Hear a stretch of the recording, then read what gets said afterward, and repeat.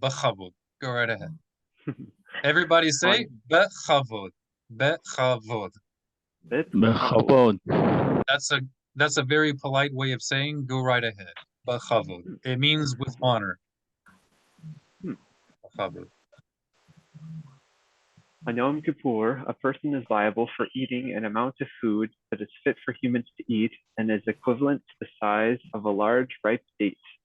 For example, slightly less than the size of an egg. All foods that one eats are combined to produce this measure. All right. I think you can do one more. Similarly, one who drinks a cheekful of liquid fit to be drunk by humans is liable. The size of a cheekful is not a standard measure, but rather dependent on the size of the cheek of every individual. Any questions so far? So once we realize that the Torah was given to be observed as a nation, not as every man for himself, just interpreting however he wants, which you can have your own personal interpretations. That's fine. But once we realize that the Torah was given to be kept as a nation, then we realize, oh, if we're a nation and we have policemen, we have courts of law, we need to define things a lot more precisely than if it's just a personal religion doing whatever the quote unquote Holy Spirit is telling you, right? Because unfortunately, the Holy Spirit tells different things to different people sometimes. I'm saying that in quotes, right? The true Holy Spirit doesn't contradict himself. But the point is that we need standards. We have to have established law. So that's why these halachot are very specific. Right? We need to know, the courts need to know at what point do we consider a person liable? At what point do we consider them legally accountable? Anybody have any questions so far? Shofar so good. Did you say what I think you said? Shofar so good? Yeah, Rabbi, shofar. If I could send a GIF, it would be that East Asian looking little boy pointing his finger. I don't know if you know that GIF. It's one of my favorite. I don't know any idea about that. I will send it to you later, Belinez. Okay, let's continue. David, would you like to read the next paragraph? Okay, Rabbi. What is meant by a cheek full? Enough liquid for a person to switch to one side of his mouth and for his cheek to appear full. For an ordinary person, this measure is less than a 3 feet. That's a Hebrew measurement. Okay, 3 feet. Correct. All liquids that one drinks are combined to produce this measure. Foods and liquids are not combined in a single measure. All right. All right. And so, as we see, you're not liable. You're not considered guilty of eating food or drinking drink unless you eat that minimum amount or drink that minimum amount. And it has to be food or drink that a person would normally drink. If they drink this amount or more, but it's something people do not usually drink, then they are not liable. They are not guilty of eating or drinking. If you want to translate that, the concepts, Sipora, feel free. If not, then we can continue. Continue. Okay. One is liable for carrot for eating on Yom Kippur. If one eats food that is fit for human consumption, regardless of whether it is permitted or forbidden, this includes Pigul, pigul, notar, notar, tevel, and tevel. the נכון. the flesh of an animal that died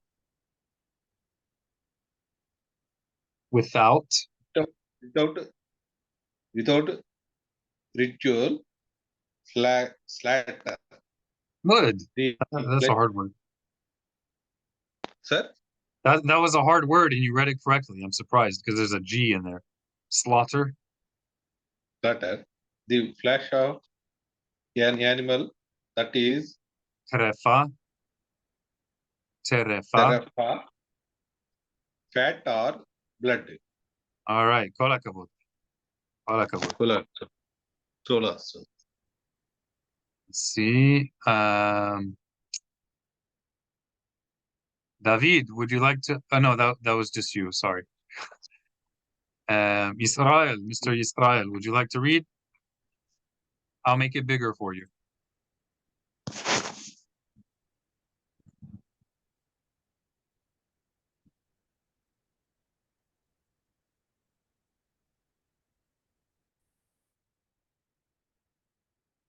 Mr. Foreman, would you like to read for us?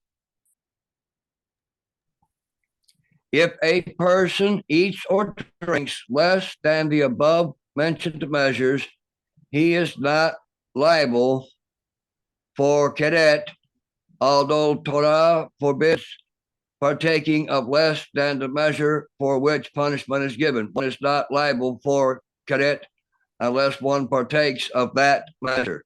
Excellent, excellent. One more. A person who eats or drinks less than the minimal measure is given stripes for rebellion. Excellent. Kol hakavod. Okay, who can tell us what is the difference between stripes for rebellion, makath marduth, and other kinds of penalties, other kinds of punishment? What's the difference?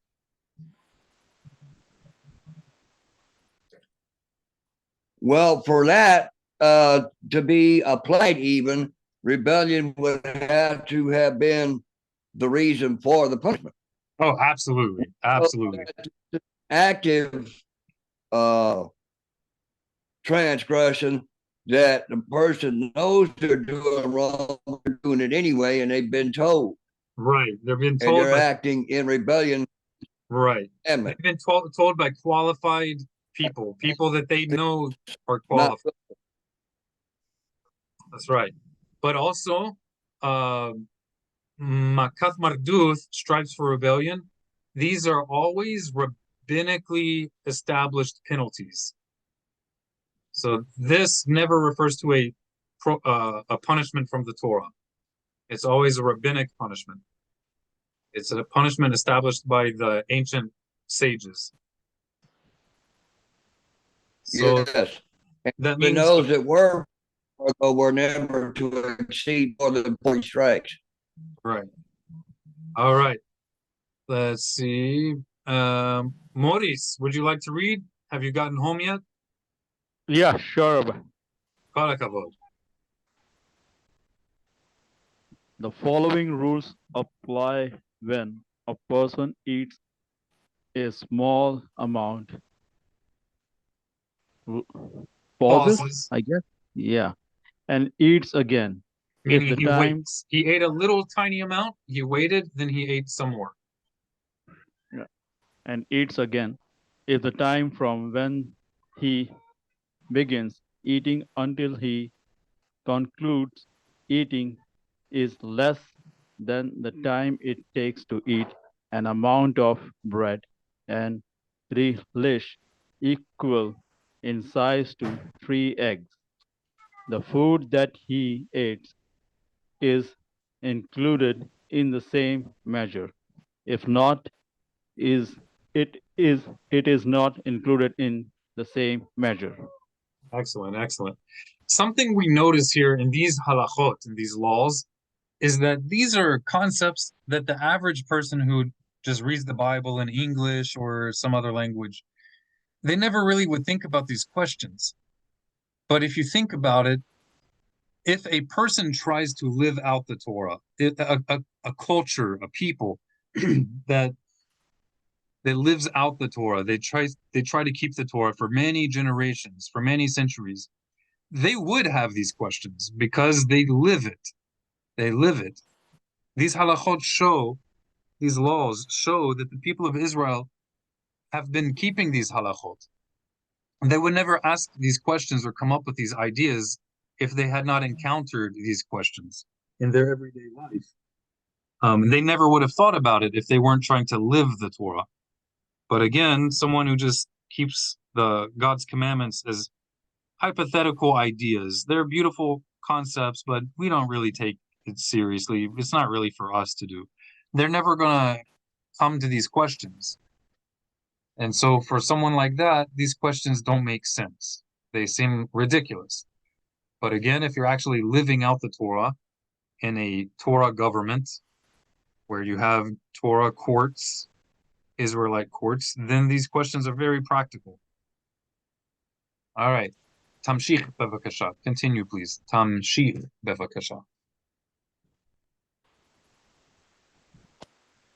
Everybody say tamshich. That means continue. Tamshich.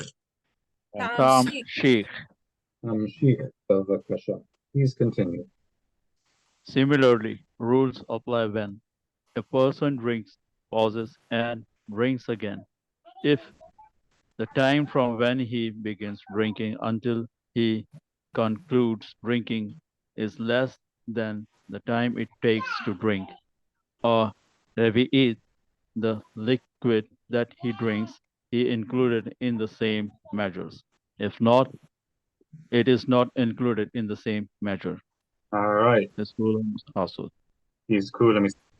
Everybody, tell Yosef to tamshich. Tamshich. All right. Tamshich. Okay. This is just giving more examples of foods that are not considered fit for human consumption.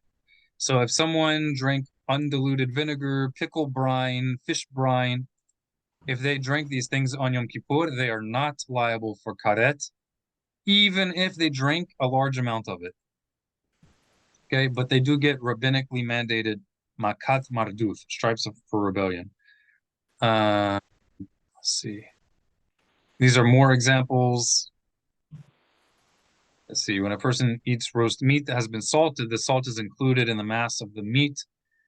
If a person was already satiated, he was already full. He had eaten so much that he didn't really care to have any more food. And then he ate more. He's not liable. He's not liable. And this is a general principle in Jewish law. If you are eating without any desire to eat, it's usually not considered food. Which is why if you take pills or some kind of medication and it's only for health, it's only medicine, you're not eating it like a meal, that you derive some kind of satisfaction from it, conscious satisfaction, then we're not concerned about it being kosher or not, because we don't consider it to have a status of food. We're treating it as like a healing, not as a meal.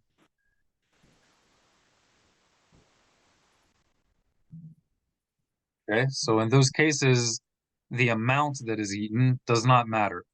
They're not liable because it's not considered like food. And a person is dangerously ill. Okay, Sipora, would you like to read this? This is Yes. important. Hashuv. Ma'od When a hashuv. person who is dangerously ill asks to eat on Yom Kippur, he should be fed because of his request until he says it is enough. Even though expert physicians say that it is unnecessary. Right? I mentioned this earlier, and this is the halakha I was referring to.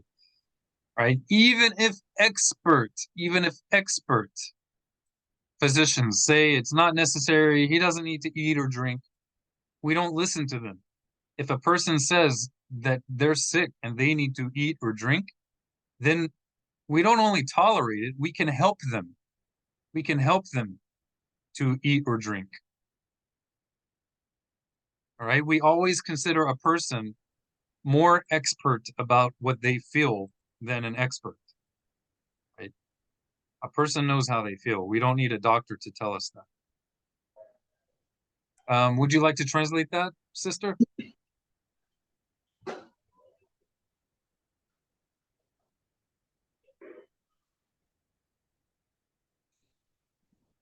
TORAH.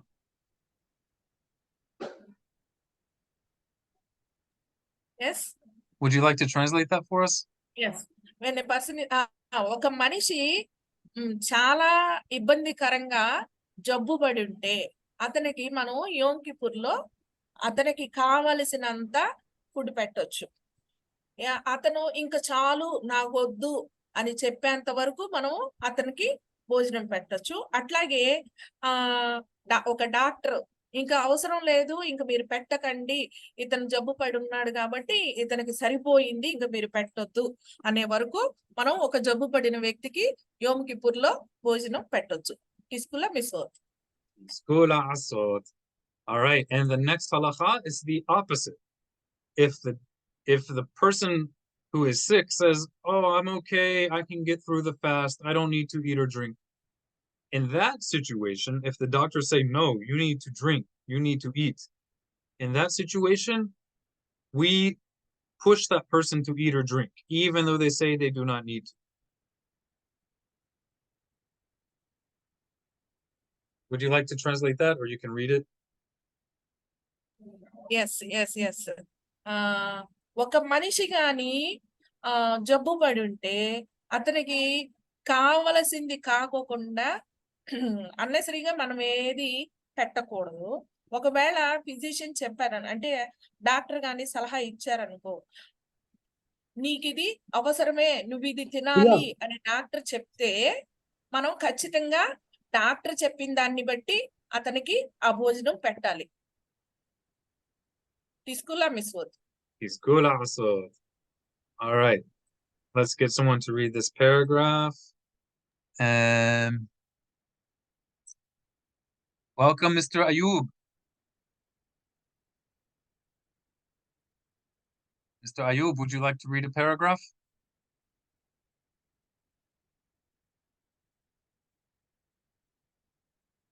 Mr. David, would you like to read the next paragraph? Can I read, Rabbi? చదవే, అడిగేది ఎందుకు, చదువు.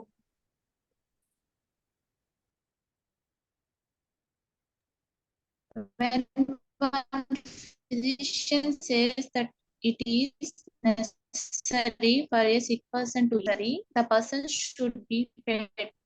If several physicians say that it is necessary for a sick person to eat and other physicians say it is unnecessary, the ruling follows the majority or those with the most expertise. This applies provided the sick person does not himself say that it is necessary for him to eat. If, however, he makes such a statement, he should be fed. So the individual who needs to eat or does not need to eat, when it comes to eating, he is always the final authority, right? Even if the whole world tells him you don't need to eat, if he feels like he needs to eat because it's an emergency, we allow him to eat. He is not punished. He is not punished. He should be able to eat no matter what any doctors say. This is very important. Very, very important.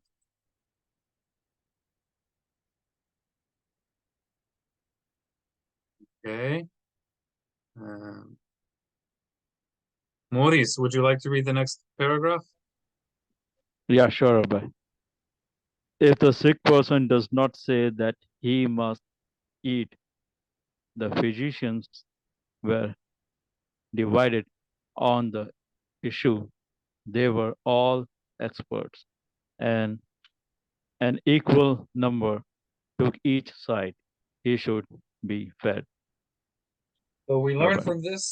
from this that anytime there's a question, anytime there's an uncertainty, a doubt, whether a person should be allowed to eat or drink on Yom Kippur for their health because there's a danger, or there's even a concern or suspicion about danger. We should always err on the side of caution. We should always let the person eat or drink. Right? It's a very important principle. And notice how much they're driving this idea to home. They're really driving it home. The Rambam is he's going out of his way to emphasize this. He's showing every different way you can see it. Sipora, would you like to read the next paragraph? Yes. When a Acho. pregnant woman smells food and is overcome by desire for it, we should whisper in her ear that today is Yom Kippur. If this reminder is sufficient to calm her senses, it is desirable. Desirable. Desirable. If not, she should be fed until her desire causes. Desire means ceases, stops. Ceases. Desire ante korika. తినాలనే కోరిక. I understood this. If a pregnant woman smells food, ఒకవేళ pregnant గా ఉండి ఆమె గాని యోమ్ కిప్పుర్ రోజు వాసన చూస్తుంది అనుకో, ఎందుకంటే వాళ్ళకి బేబీలు ఉంటాయి కదా, అందుకని అది వాసన చూస్తుంది అనుకో, అప్పుడు మనము ఇంతకు ముందు ఏం చెప్పుకున్నామంటే ఎవరైనా అన్నం తింటున్నా ఏదన్నా తింటుంటే యోమ్ కిప్పుర్ లో వాళ్ళకి ఏమి చెప్పకూడదు, మనం కామ్ గా ఉండాలి, యోమ్ కిప్పుర్ అయిపోయిన తర్వాత దాని గురించి చెప్పొచ్చు. కానీ ఇప్పుడు ప్రెగ్నెంట్ ఉమెన్ ఒకవేళ ఏదైనా ఫుడ్ వాసన చూస్తుంది అనుకో, అప్పుడు మనం నెమ్మదిగా చెవు దగ్గరికి వెళ్ళి అమ్మ ఇవాళ యోమ్ కిప్పురు వాసన చూడకూడదు అట్లాగా అని చెప్పొచ్చు. ఆ తర్వాత ఆమెకి కోరిక ఉంది కదా, తినాలనే ఇది ఉంది కదా, అప్పుడు తన కోరిక తీరే వరకు నువ్వు తిను అని ఆమెకి పెట్టొచ్చు అనమాట. టిస్కులా మిసోద్. Tiskulah asod. Okay, so I had you guys telling me Tizkula mitzvot to let me know when you finish translating. And I think now you know that term, so I hope you can continue to use it. But now you can also say tamshich bevakasha. Tamshich. You can choose which one you want to say when you finish translating or when you finish reading. You can say Tizkula mitzvot, you can say tamshich, continue bevakasha. All right, so everybody, let's learn this word again. How do we say continue? Tamshich. Tamshich. Tamshich. Od pam, again, od pam. Tamshich. Oh boy, everybody. Tamshich. Bevakasha, please. Bevakasha means please. Bevakasha. Yalla. Okay. Sipora. Tamshichi bevakasha. Tamshichi. Continue. Bevakasha. Similarly, if a person is overcome by ravenous hunger, he should be fed until he sees clearly. He should be fed immediately, even if it necessitates giving him non-kosher meat or meat from a loathsome species. S-P-E-C-I-E-S. It means. So there's a few different words that look like this. You have spices. Spices are like cinnamon, pepper, salt. Cardamom, those are the spices. Yeah, this is species. Means little bit pieces. No, species is like humans, dogs, fish, cats. Varieties. Yes. And loathsome means disgusting, things that gross us out, that make us gross. So we do not require that he wait until permitted food becomes available. See, this is how important our sages, zichronam livracha, our sages of blessed memory, this is how important they considered human health. They did not want the Torah or halacha to become irrational and stupid. They did not want us to be religious idiots. You know, some people get so religious, they lose their common sense. And our sages did not want us to be that way.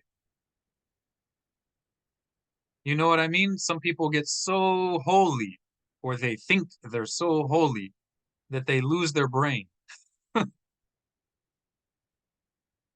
So our sages want to protect us from that. They do not want us to become that crazy. That's why they were being very careful to let us know. You can even eat food that is not kosher if you are this hungry. And we should bring him food, even if it's not kosher. Don't wait to find kosher food. Whatever you have nearby, bring him to eat. If he is dizzy or faint, he's about to collapse and fall on the ground. Anything. You should bring anything to eat. All right? So we do not need to be stupid on Yom Kippur. All right. Let's see.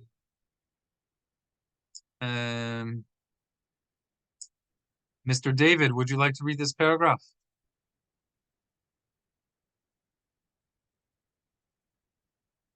Okay, Rabbi.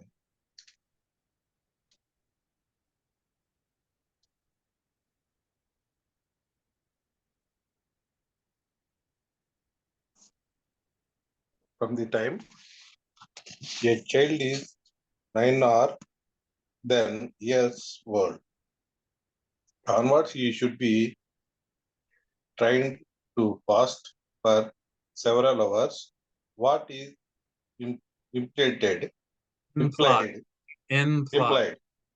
implied if he is used to eating 2 hours after daybreak, he should be fed in the 3rd hour. If he is used to eating after 3 hours, he should be fed in the 4th according to the child's stamina. Good. Stamina means like strength. Strength. Yes, that's stamina. We should add yes, sir.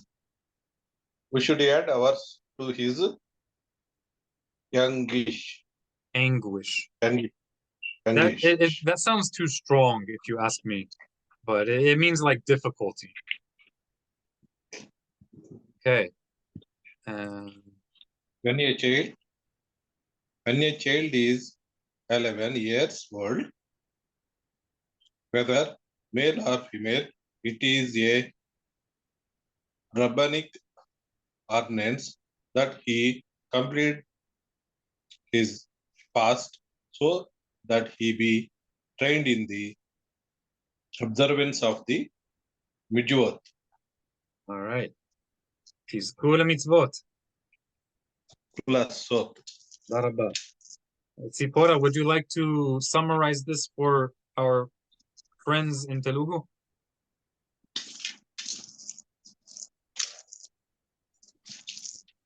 ఒకవేళ పిల్లోడు 9-10 సంవత్సరాల పిల్లోడైతే మనము పిల్లాడికి యోమ్ కిప్పుర్ గురించి చెప్తా వాడికి ఉపవాసం ఉండేది తయారు చేయొచ్చు. కానీ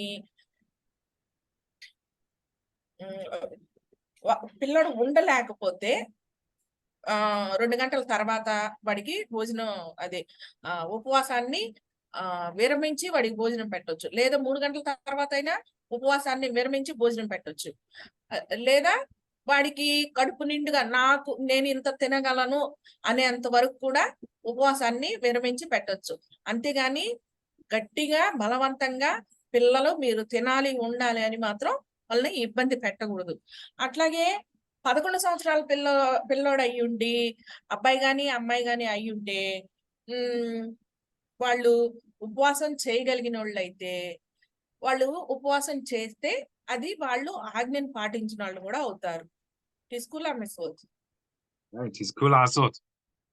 Bo namshich. Everybody say bo.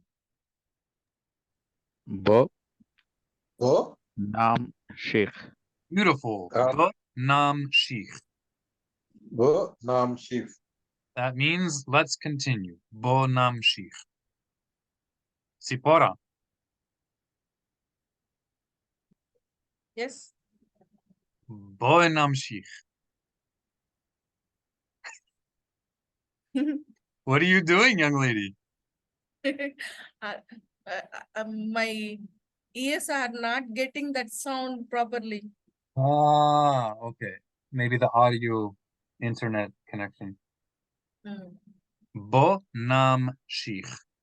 I can write it down. Namshich. Yeah, I'm gonna write it down in the chat. Yes. Look in the chat.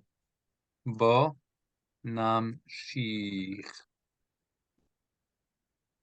Bo namshich. Sheikh. Shich. Sheikh.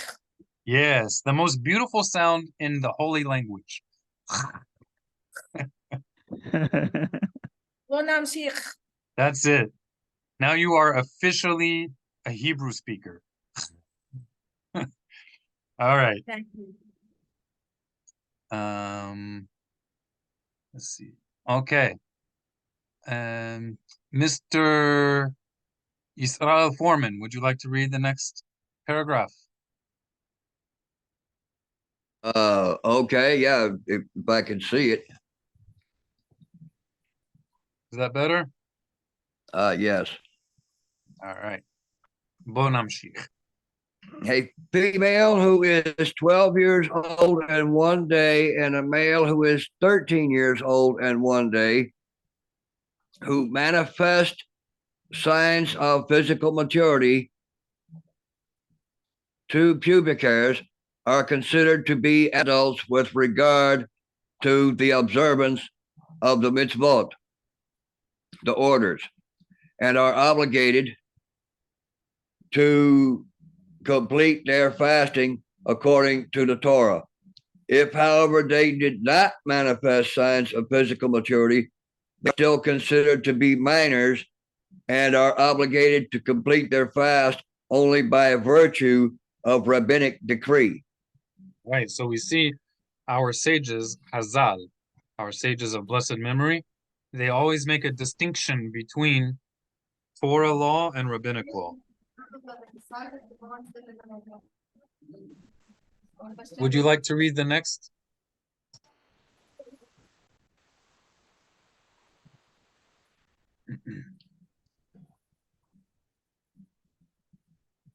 A child who is less than 9 years old should not be afflicted at all on Yom Kippur, lest this lead to danger. All right. Kol hakavod. Tizku lemitzvot. You can respond. Tizku la'asot. Tizku. Tiskulasot. Tizku la'asot. Right. That means may you merit to do more mitzvot. Okay, so even if a child wants to fast, if he's younger than 9 years old, he should not be allowed to fast because it could be dangerous. Okay, you guys, look at that. We finished the second chapter. If we do this next chapter, the third chapter, we will have finished all of the laws of Yom Kippur. It's your decision if you want to continue or not. You guys let me know. It's only 10 more.